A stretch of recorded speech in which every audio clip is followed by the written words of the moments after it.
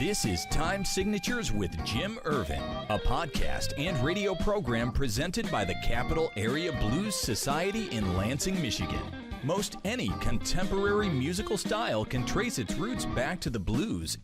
Time Signatures explores the blues and its musical connections with captivating interviews, lively discussions, and news from the world of the blues. You know I'm crying, baby, driving up and down these Michigan roads, yeah. And now, here he is, your host, Jim Irvin. Baby, I'm home. Yes, I am home, and I'm ready for another great episode. Welcome to Time Signatures. I'm your host, Jim Irvin. And we are in our second portion of our interview with Detroit's Prince of the Blues, Chris Canas. Chris, welcome back. Thank you, sir. Thank you, sir. Glad to have you. There's so much to talk about. I had to do another episode with you. One is just not enough. One's not enough. No. And I'm sure that you're going to give me fodder for things that we can come back and do a third, you know? Yep. You know it. Yeah, I'm sure you got another album coming. Probably, yeah. Yeah? Yep. How There's long plenty you of thinking? content. I don't know. Because we're still cooking with Detroit, so Yeah. But there are a lot of songs. One in particular is like really near and dear to me. It's a song I wrote for my mom. I wrote it when she was still here with us. Yeah. And I remember distinctly, I was like, oh, I was so excited to have her hear it. I was like, I want you to hear this song. So I went to her house and got her Takamine, her acoustic guitar that she never played, because she was like, I don't know how to play this. I was like, just leave it here, I'll play it. And so I got her guitar, we were in the kitchen. She was standing at the island making some like green tea matcha or something. I don't know what she was doing, but so I started playing the song, and I was like, this is your song. And she teared up, and her partner teared up, and it was just the three of us in there in that moment. And then she just got really sad for some reason because of the meaning of the song. And then when she passed away in 2020, I rewrote the song to change the lyrics a little bit, because it was more so like future tense when I wrote it. Right. And now it's like, well, now it happened, so now it's got to be present tense. Yeah. And, or past tense. So I rewrote the song and was totally unable to play it for a very long time. I can imagine. And I think I played it on her anniversary, her birth anniversary, on, I think it was maybe a year ago. I played it acoustically because I wrote it acoustically. It's like an acoustic song. And like, I think Amber, I think she still gets upset when I play it. Wow. I get to a certain part, and I can say what it is. The part is like, I try to call you every day, but you're not there anymore. And that's the part that hits me hardest. And that's the part that's hardest for me to sing. I feel you, Amber. And I'm like getting upset thinking about it now, but listen, you and she was pivotal, like absolutely pivotal in every decision I made, every choice. And yeah, so. You and I talked about this. I lost my mom July 28th of last year. Yeah, I remember. And so we've got that tie. Right. And I understand that. Right, yeah. Because you don't know you do. How many times I would love to pick up the phone, and I've caught myself and had to say, wait a minute, she's not there. Right. In that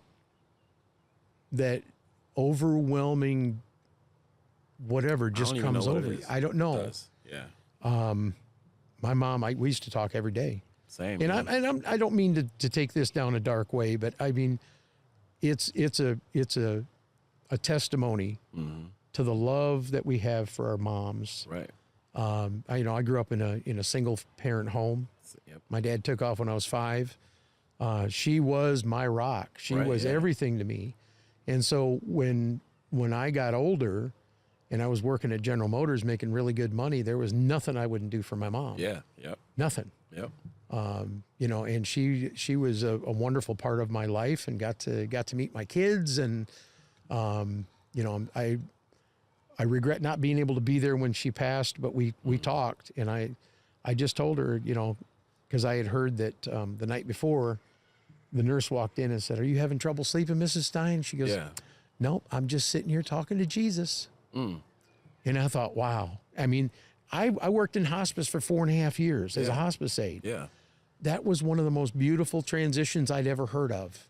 And it was my mom, Right. you know? Right. So while we're talking about mom, Yeah. Yeah. talk about, I'm assuming the 67 is pointing because that was the year she was born? Yeah. Okay. So tell me about your guitar. Well, the guitar is I bought that guitar like right after she passed, and it was supposed to be just symbolic. I wasn't gonna like use it. I was just gonna have it, and it would be part of her shrine that I have in my house right now. Sure. And but it didn't feel right to just have it just be there. She wouldn't want me to do that, so instead of, because she was on stage with me for literally 25 years. Like I actually was able to find some video, and I got to Yeah. tell you, it's such a cool thing to be able to see. Yeah, she was a rock star. Like total rock star, and was just the sweetest human being like you'd ever meet. She was awesome. And so I got this guitar, and I always wanted a Gibson anyway. So I've been on this long journey of people telling me, oh yeah, your guitar is crap, you have to have a Gibson. Oh yeah, that guitar is no good, you have to get a Gibson. And it's like, but they don't stay in tune very well, sometimes. So I've had many guitars, and but this one I was like, I'm gonna get a Gibson to honor my mom. That's what I'll do. And I have her ashes in the guitar itself. So you actually sent the guitar to Gibson. So they were able to put the ashes in the guitar for me so that I could have mom on stage. That is so damn cool. That is so cool. Yep. And for people that, I didn't know that story until I saw you down at the Dark Horse Brewing Company when you played down there for the smoke off. Mm-hmm. And somebody had told me about your guitar, and I thought, I'm going to ask him, if he wants to share with me. It's just it's part of me to talk about things like that, because I love honoring family members that are no longer here. Mm-hmm. And I think that's because of, the work that I did in hospice and whatnot. Yeah. But I think it's a cool damn thing. Yeah. Because your mom, like you said, spent so many years on stage with you. Yep. Reluctantly at first. Because that first time, she, like I said, she would record me at the jams. And so I was like, I finally formed a band and, convinced some guys to play with me, who, mind you, at Top of the Park last week or 2 weeks ago, one of those members came back. Wow. He had moved to Chicago for 15, 20 years. And then he literally came up to me and was like, hey, do you remember me? And I was like, you look like Kevin. Are you Kevin? He's like, yeah. I was like, I used to play with you at the Attic in Hamtramck. I was like, yeah, I know. You were my first bass player ever. Like, why did you leave? I wanted to say, but I was like, nah, it's cool. He's got kids now. But anyway. So that is so cool. Yeah, so it's, yeah. And awesome. And that guitar has got such personality. Yeah. And I know that it's doing weird things. Yeah, it's like it's turning colors. It is turning colors. And they can't figure out why. No one can tell me why. I've looked it up a million times, like, because a guitar is made and it's like wood and then paint and then sealed. And you seal it, right?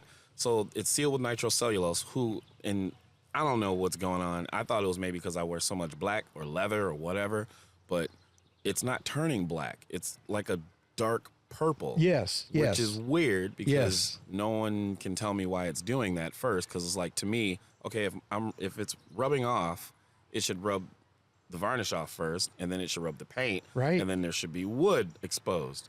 But people keep, oh no, they put a black coat on it before they painted it white. It's like, no, they didn't, because I can see the grain through it. So it's turning like a blackish purple, and I don't know why. And purple's my mom's favorite color, so I just chalk it up to, I'm just gonna say, the guitar is haunted, or blessed rather, by her. Yeah, that's what it is. That is so cool. Well, my guest is Chris Canas, and we are rocking and rolling through our second episode of Time Signatures, and we're glad to have you here. I need to ask you a couple more questions, though. Let's talk a little bit about your work with Thornetta Davis. Yeah. And Thornetta her star is like really on the rise right now, because she just won that blues award down in Memphis. Proud of her. And it's like, proud of you. After years and years, and I was really, really hoping. I actually watched the news the next day coming out, hoping that Larry caught a break too. Right. Because Larry, I think he should have too. you know, of course, John Primer and Buddy Guy and all these others, the big names down there. I think Christone Kingfish, he won an award. I mean, come on. Yeah. Larry deserves, to me, but anyway, let's get back to Thornetta. She took you under her wing when you were like 18 years old. Yeah, man. So all right, so I was going to those jams, like I said. It always Sure. comes back to these jams, man. That's where musicians are born. Right. So I was, my mom was like, all right, you've been doing these jams and being very successful, and then like one of these days we got to go like downtown Detroit and check out Thornetta. I was like, who is Thornetta? And I don't know who that is, but is she great? Is she nice? I don't know. And yes, she is great, and yes, she is super nice. So she took me down to see Thornetta, and this was at the Music Menu in downtown Detroit. Okay. And I remember I had a gig with Iwana at Fishbones, where they had the waterfall, and I did that gig, and then the next couple weeks or so, my mom took me down to the Music Menu to see Thornetta. Right on. And immediately, without a question, my mom, she talks to everybody and makes pals with everybody. So she went up to Thornetta. She's like, "We love you." She used to watch her actually in church. She used to watch, I think it was the Church of Today. I'm not sure what it was, but so Thornetta and Chemistry Kim, both used to sing in the same church. Wow. And that's where she first discovered Thornetta, and then she found out that she had a blues band too. And then she's like, "Oh, well, my son plays blues and you sing blues, so yeah, this is great." And then she just wanted me to meet her. So she introduces me to Thornetta, and then we talk, and then she's like, "Well, do you want to come up and play?" And I was like, "Whoa, wait, what? You want me to play?" "No, I don't. I'm not coming up there with you." She's like, "No, just come on and play." See, I got a hard time believing that. Man. I know in the Chris Canas that I know. Go on, go ahead. Shoot, man. I was like, I'm not playing up there with y'all, but it's like, because a lot of time to me, it's like I go to see other musicians. I don't expect to play. I just go to see other musicians, and I can never get away with it. They're like, "Oh no, you came, you're playing. We're putting you to work like right now." So I went and played, and I'll never forget. Brett Lucas was on freaking fire, because he's always on freaking fire. And Chuck Bartels on freaking fire. Julian Van Slyke on freaking fire, and these were like gods to me. These guys were just the greatest ever, and they're super professional, super nice. And Brett let me play his guitar, and I was like, Wow. "You're letting me play your old like 60-something Gibson Standard? Are you crazy? Like Honeyburst? Like, no, bro, I'm not touching that. I'm not worthy of that yet."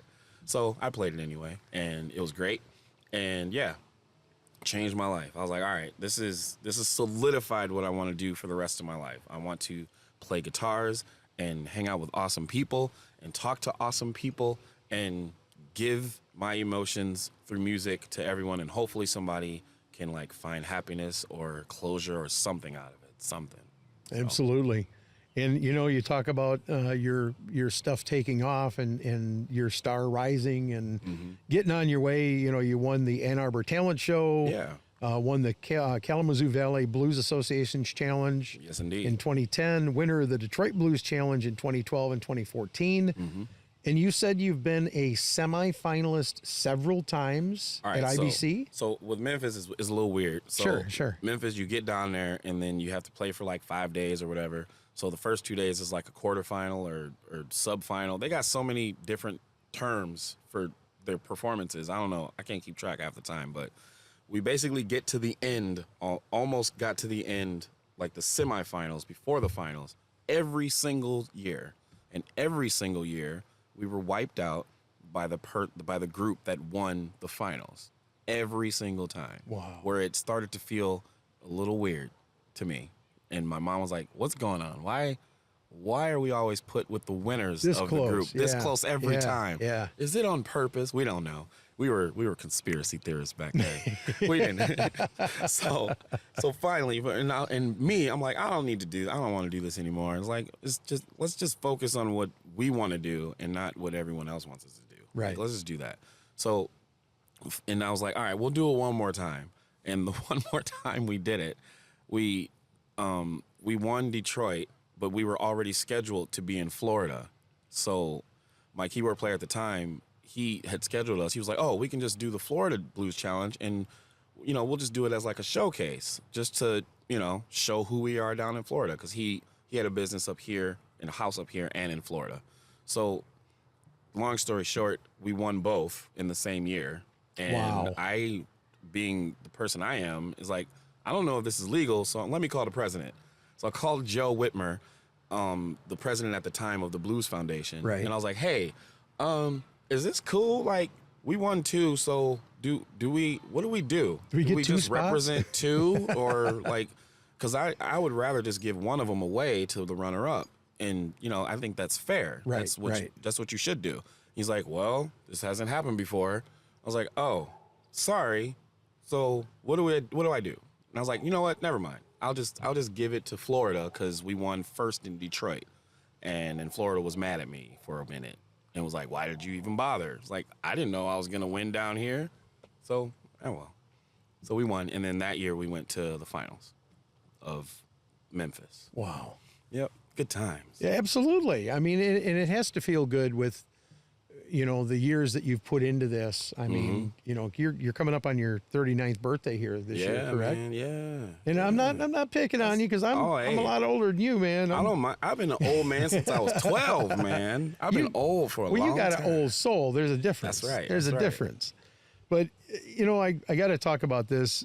You're now known as a Chris Canas band. Mm-hmm. You used to be known as, and I got to read this from the paper because I'll never get it right if I don't. You want me to do it? Sure. All right. The hyperdynamic Chris Canas Blues Revolution. That's what we used to be. And then I shortened it to the Chris Canas Blues Revolution. And then it was C2BR, so Chris Canas BR.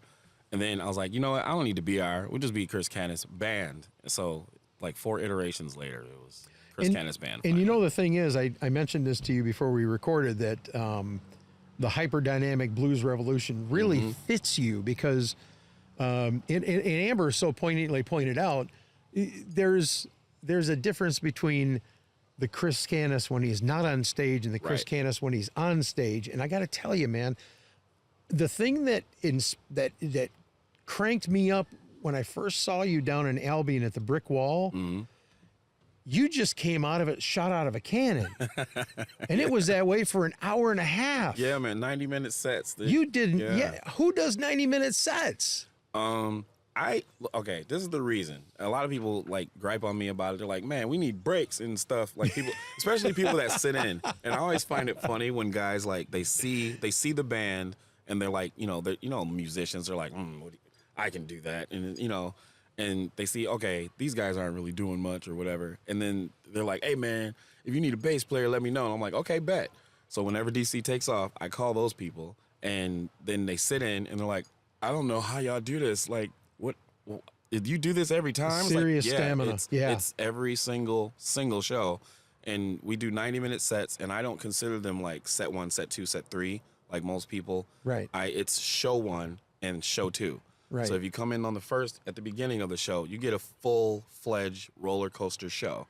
And then if you came in on like the second set, for instance, second show, it's the same. You get the same quality no matter what. Yep. So like a lot of times you do one set and then you take a break and then you do another set and you take a break, you do another set. It's like you're just getting geared up. You're just getting to that point of excitement and comfort and groove at that like hour mark.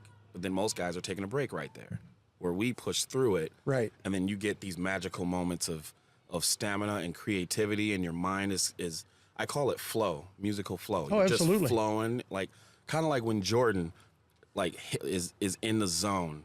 A basketball player or somebody is in the zone. Yep. You can't stop them at that point. Yeah. It's just you just let them go. Just move. Just let them score because we can't do anything. Because you're on fire. And the thing that I liked about the thing that I like about your musical style is you're not a quote unquote traditional blues musician. Right. However, you bring a lot of the traditional blues flavor to your music. Right. But then you've also got that on fire, almost like a blues rock. And then you've got the purists out there going, well, I don't like Joe Bonamassa because he's not traditional blues. Yeah. I like Joe Bonamassa. I like Chris Canas because of the fact that it's, you can bring the traditional blues, but then you can bring the other stuff too. Right. And even when you do a cover, it's fun. Yeah. And it's high energy. And that's the thing. And a lot of people think, oh, you got to stick to the tune. It's like, sure, maybe if you're playing a wedding, you can play it note for note as it's written, but music is there to interpret it. It's not there for you to just copy it and paste it somewhere else. Like, and when I pick songs, I pick them very strategically. It's like, I don't just pick something that everybody likes. Like, I can play Bruno Mars all day. Like, that's fine. We do play Bruno Mars. But it's like, am I connected to what he's saying, though? Not really. But, like a B.B. King, Nobody Loves Me But My Mother, and she could be jiving too. Yeah, I connect to that a little bit more, because it's happened. Maybe not my mom. She would never not jive me or, whatever. But it's just, you have to, a lot of guys just stand up there and play, and I prefer to dig deep into the song to get to the root of what the artist was actually feeling at the time. Right. Because that's what I want people to do with my stuff. Like, feel it for real. Go to a place that you went to and be there with me, either in pain or in pleasure, whatever it may be, but feel something. And that's what I try to put into every show, every note of every show. I'm going to talk about another artist for a minute. Yeah. We got to see Jake Kershaw. Yeah, that's my buddy, man. Up in St. Louis here just a few weeks ago. And I had never seen him. Okay. Much like you, I was turned on to his music by Roger Gentry. You know Roger? I know Roger, man. What's up, Roger? Roger's the one that turned me on to your music. Well, he turned me on to this guy. And I'm looking at this kid going, he's 22. Yeah. What can he do? And then I heard him do the Billy Mays. I think it's Billy Mays. I think. Have you ever loved a woman? Yeah. Oh my God. Yep. That's a new one for him. He wasn't doing that before, I don't think. If you go to Jake Kershaw's website, and if you're listening, you need to do this too. Scroll down and there's 3 videos at the bottom. Yeah. And if I thought I could pull it up on my phone and run it through this right now and let you hear a little bit of it, it is incredible. I mean, this kid he made you feel. And that's the one of the things that I've always been guilty of, if there's anything to be guilty of, is I have to feel the music. That for me to get involved in it and enjoy it, I have to feel it. And that's what blues speaks to me. Yeah, same. I don't just hear it, I feel it. It resonates with me. And so when I hear a kid 22 years old belting this thing out with everything in his soul, I'm like, he needs to do what Toby Lee did. You know who Toby Lee is? I know Toby, yeah. Toby did that album, Icons. And it's, I think, 10 songs or 12 songs of their covers of people that inspired him through his journey. Right. And I'm like, that's what that kid needs to do. Because he's definitely done. I think I've been listening and hanging with Jake for a minute now. He's definitely done that through his albums. Yeah, you can hear it. Definitely. You can hear it, yeah. Definitely. And he's another one. He's not the stone traditional blues, but when we went to see him up at the Gem Theater, he gave us a blues show to remember. And that's the thing, is like, I used to get this all the time. People always try to pigeonhole you or put you in a box and try to define you, and they've been trying to do that for me for a long time. And it's like, you can't define me. Even B.B. King himself, his exact words were, I never planned on being just a blues musician. I just wanted to be a musician. And that's what we should focus on. It's not like, oh, well, you didn't play a 1-4-5 slow blues all night, so you're not a blues band. It's like, look, when I feel like playing a slow blues, a slow, greasy, gritty blues, I can do it. Or if I want to play something funky, then I can do it. That's the thing. You have to be versatile and not just play one thing. Because no matter how much I love blues, and I'm going to tell you, I have every B.B. King album. I have every Freddie King album. I have every Albert Collins album, Luther Allison. I can name them all. I can play them all.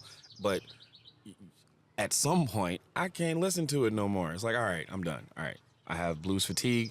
I can't listen to it anymore. You gotta listen I gotta listen to something else. I get it. And it's like, and I think that's what people that get doesn't make up. you a bad person. Doesn't make you a horrible blues man. It just makes you somebody who's got ear fatigue of hearing the same song all the time. It's diversity. It's diversity, and that's what makes blues so great. it's diverse. You can have country blues, you can have ballroom blues, you can have funky blues, you can have slow blues, ballad blues, church blues, all of it. It encompasses everything. And that's what I love most about it. And that's why I continue to preach it and push it as far as I can. Take him to the blues church, man. I heard that live album, Taking Him to Church. Take him to church, man. Take me to church, DC. There you go, man. And DC hates it when I say, come on, DC. Because he knows. He's like, oh, he means jump. He wants me to jump. That's why he's saying, come on, DC. So I got to ask you, talk about your creative process when you're writing music. Is it lyrics first? Is it music? How do you start? What's your process? I start with any and everything. Okay. It could be the chug of like the wheels bouncing on the ground, because where I live, the roads are crap and you need to do better. 69 over here between here and Flint, baby. I get it. Man, and I hear music in everything. If you ever see the movie August Rush, that movie encompasses like my creative process. It's like any little tap, any little thing, birds chirping, ice cream truck going by, which is the entertainer, by the way. Right on. Nice right point. on. And anything, a dog barking, everything is music to me. And I typically start with either a beat, a bass line, or I'll write something pretty on guitar, or I'll just have a straight up emotion. And just like he sent it this way on purpose, a dog's barking in the background here. Boom. There. Now we got another song. We got another song to write right now. We're going to do it right now. And sometimes even I'll think of the title of the song first, which is a weird way to do it, I know, but like I'll think of like I'll have an emotion, and then or somebody will say something. Like a friend of mine said, man, that's some dirty love right there. Boom. Now I have another song. I'm going to write a really nasty, greasy blues song that's kind of erotic about dirty love. Now that's a song on my backlog that I have to record. There. And it might be on the next album. I don't know. But A Mother's Love will definitely be on the next album, because that's the song about my mom. I am so looking forward to it, and we're getting close to wrapping up here. Mm-hmm. You're almost 39, like I mentioned. Yeah. You've written over 150 songs. Right. Yeah. You've released 7 albums. You've performed with the likes of Joe Bonamassa, Thornetta, Eliza Niels, Larry McRae, and so many others. It's an incredible resume for a guy your age. It really is. Yeah. And I know you understand that, and you respect that. For sure. Where do you go from here? What's on the horizon, man? What's coming up? Seeing the rest of our beautiful country that we have. I'm trying to go as far west as possible, because I don't really push that way. I mean, we've been to New York and everywhere down south, but we haven't really been west too much, like California area. I have some friends in Sacramento. I might, if you look at my hat. Look at my hat. Oh, yeah. Sacramento Blues Society. That's it, man. The former president sent me that. Did he really? Yes, she did. Oh, she sent that. Yeah, her name is Mary Lou, and she'll be listening to this. Okay. She'll be listening to this. So, Mary Lou. But yeah. Getting over there. Yeah. I mean, getting back overseas too, because that's a story in and of itself. I don't know if I have time, but long story short, I got to help my mom fulfill one of her biggest dreams, and traveling overseas to perform for the folks in Portugal. Wow. For the Santa Fe Blues Festival, like highlight of my life, and to see her just beaming in the ocean with her toes in and blues everywhere. I want you to remember the next time we sit down. Mm-hmm. I want to hear this story. I'm gonna tell at length. Yeah. Seriously, for sure. My guest has been Chris Canas, Detroit's Prince of the Blues. There's not a question about it. If you want to hear more from Chris, I would strongly recommend that you check out his website, which is www.chriscanas.com or .net. It don't matter. We got both. And you can also download or buy CDs. Either way. Of course, there's swag. I'm wearing one of his shirts today. Yeah, I got the hat on right now, I think. But Chris, we want to thank you so much for being here and taking the time. Look forward to seeing you down the road. We're actually going to see you here, I think it's next week over at Horrocks. Horrocks, yeah. And looking forward to seeing a different version of Chris Canas on stage, but it's going to be fun. Acoustic style. Thank you so much for being with us. Thanks we will talk to you soon. This has been Time Signatures with Jim Irvin, presented by the Capital Area Blues Society in Lansing, Michigan. For more information on cabs, visit capitalareablues.org. You can find this episode and past episodes at lccconnect.org. The Time Signatures theme song, Michigan Roads, is used by permission and was written by Root Doctor, featuring Freddie Cunningham. You know I'm trying, baby, driving up and down these Michigan roads, yeah. Until next time, keep on keeping the blues alive. Baby, I'm